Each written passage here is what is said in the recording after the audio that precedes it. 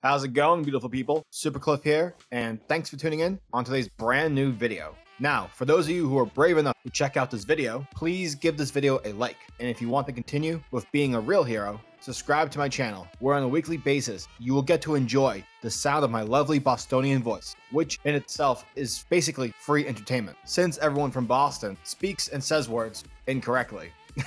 Sorry, it's a fact. Now, with all that said, let's talk about Ant-Man, issue number 1, written by Zeb Wells and drawn by Dylan Burnett. And our story begins on a dark, moony night in the Florida Everglades, where we see a group of AIM members readying their boats to deliver the drug shipments, which has been the group's source of income in order to finance their scientifically evil schemes. However, the evil group is on the verge of going out of business, as Scott Lang's Ant-Man and his daughter, Cassie Lang, aka Stinger, size up to apprehend the criminals, ending the group's drug trafficking operation once and for all. The following day, Ant-Man is upset due to the local paper having chosen to publish the smallest picture featuring Ant-Man saving the day. This can only mean trouble for Scott, financially speaking, for how can anyone hire Scott for his heroic public services if they can't even see him? And not only is money an issue, the fact that Scott's only choice for current living conditions is living inside of an anthill is also a major concern, because A, that's hilarious, B, it's embarrassing, and C, he's technically still homeless. And it's soon revealed to us that not even the ants want Scott as their roommate, including Pam the ant, whom was nice enough to even vouch for him. Next, Scott meets up with his daughter, Cassie, outside of the anthill. Cassie is upset with her father, but Ant-Man tells Cassie that all he wanted was to move closer to where his daughter was living. But since the War of the Realms event, Scott's security business has since tanked, forcing Scott to bunk in with the ants. But Cassie tells Scott that this isn't why she's upset. It's for when people come looking for her father, they can't find him, so they go to her. Like here, for example,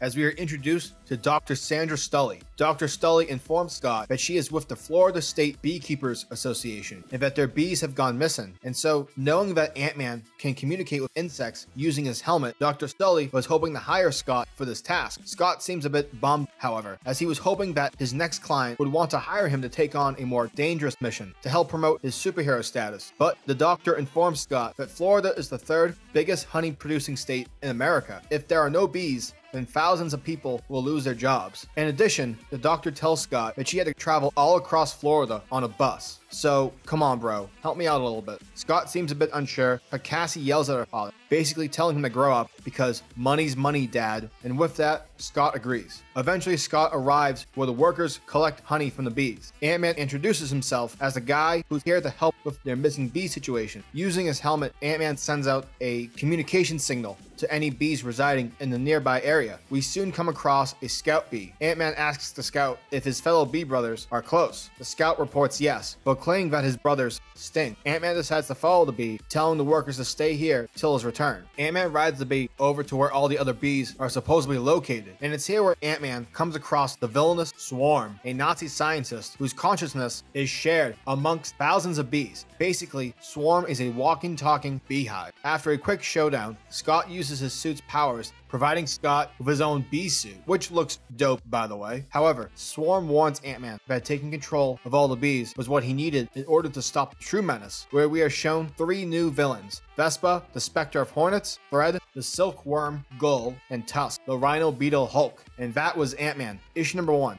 And I had an awesome time with this issue. Zeb Wells' writing of a homeless Scott Lang Ant-Man was hilarious. I appreciate how this comic doesn't take itself seriously in any way, which is truly a breath of fresh air. Because in these days, where every comic arc has to do with world-ending events or some multiverse crisis-y, it gets a bit of tiresome. Also, seeing how everyone, including the ant, views Scott as a national fuck-up is awesome. The banter between Ant-Man and the daughter, Cassie, adds a bit of drama to the series, leaving room for both characters to grow, especially Cassie, who seems to be much more mature than her superhero dad at the moment. So I'm interested to see where that heads off. You're more than likely not missing anything life-changing in the Marvel Universe within this miniseries. I would still, however, recommend that if you're looking for a hilarious time where you can just sit back, relax, and read a comic about Ant-Man fighting new insect-themed villain, then definitely pick up this issue. Ant-Man issue number 1 gets a 9 out of 10.